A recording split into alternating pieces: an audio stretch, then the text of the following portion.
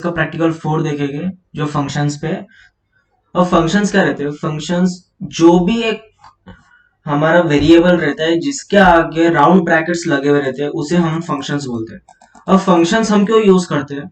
हम फंक्शंस इसलिए यूज करते हैं कि जो हमारा कोड हो वो हम बार बार यूज कर सके, हमें बार बार सेम कोड लिखने की जरूरत ना पड़े, इसलिए हम फंक्शंस यूज करते हैं। तो अब देखो हम फंक्शंस कैसे बनाएंगे। सिंपली हम एडिटर में आ जाते हैं पे, हमें कीवर्ड लिखना है फंक्शन और इसके आगे हमें हमारा फंक्शन का नाम देना है।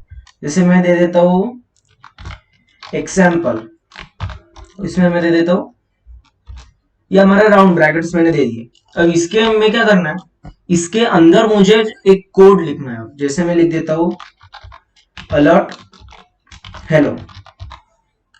पर अब देखो मैं समझो इसे सेव कर लेता हूं और इसे रन करता हूं तो ये कुछ नहीं होएगा।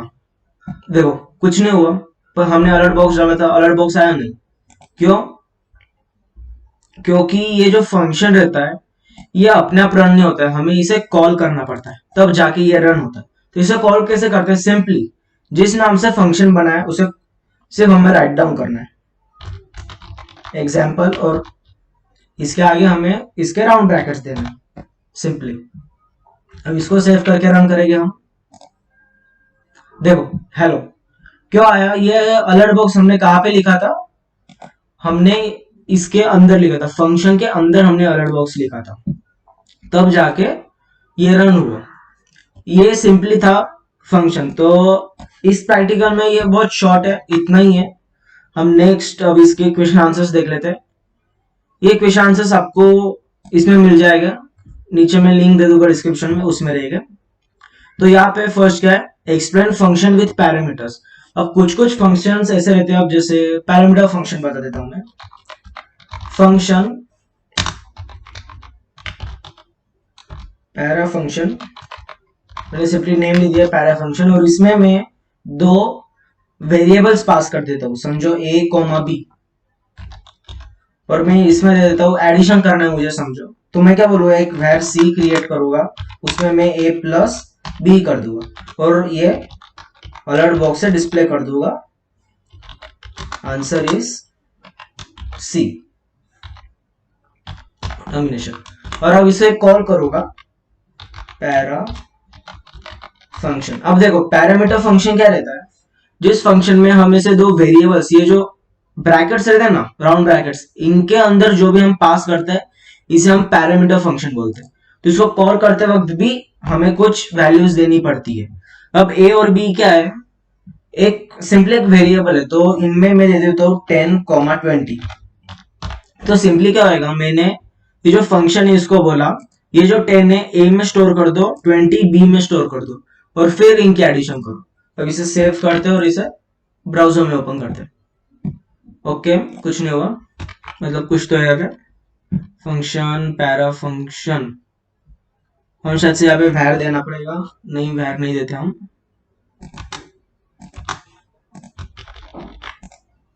Open in browser.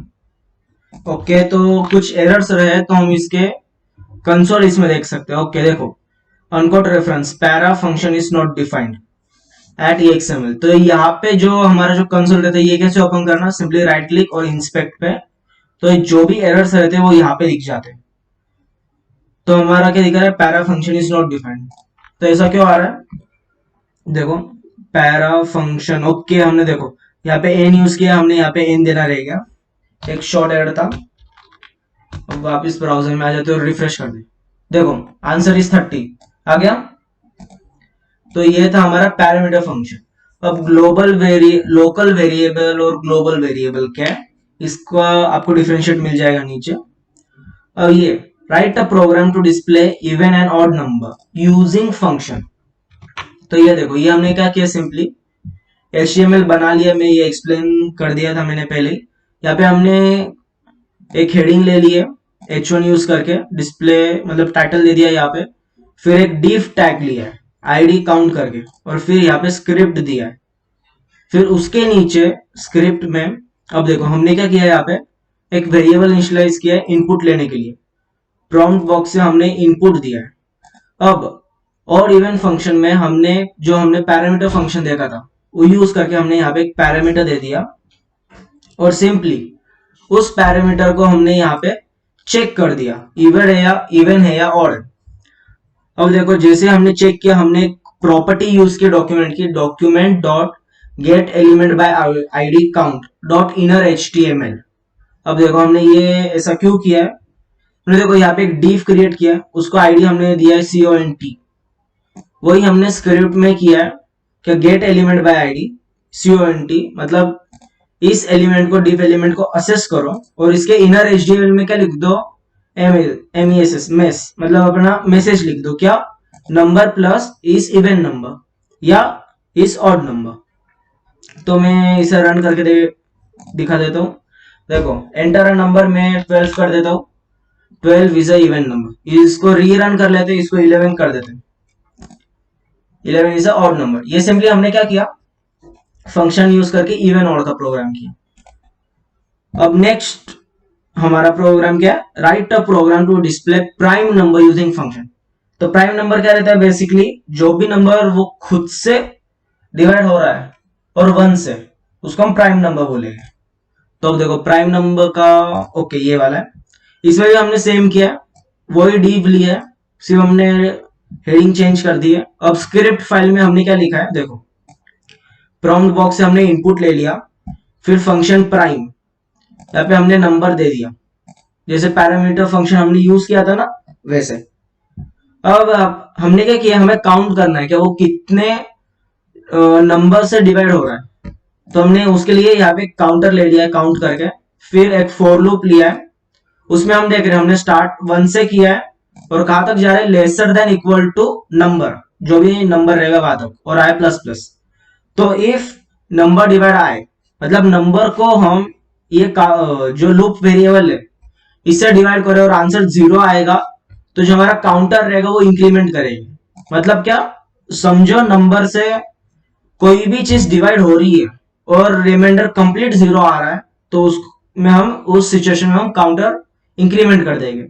अब इसके बाद हमारा क्या आ गया, काउंटर। तो समझो काउंटर 2 रहा, तो हम ऐसे बोल सकते हैं कि वो प्राइम नंबर है, इसलिए हमने मैसेज क्या दे दिया, number plus is a prime number. वैसे document dot get element by ID हमने वैसे ही किया, वो जो हमारा डिफ टैग था, यहाँ पे डिफ टैग है उसको असेस किया और इसमें हमने डाल दिया inner HTML equal to message, वैसे हमने किया is not a prime number के लिए। और फिर एंड में ये सबसे इंपॉर्टेंट, हमने ये जो फंक्शन है प्राइम नंबर, इसको हमने कॉल किया और यहाँ पे देखो हमने क्या दिया, इनपुट।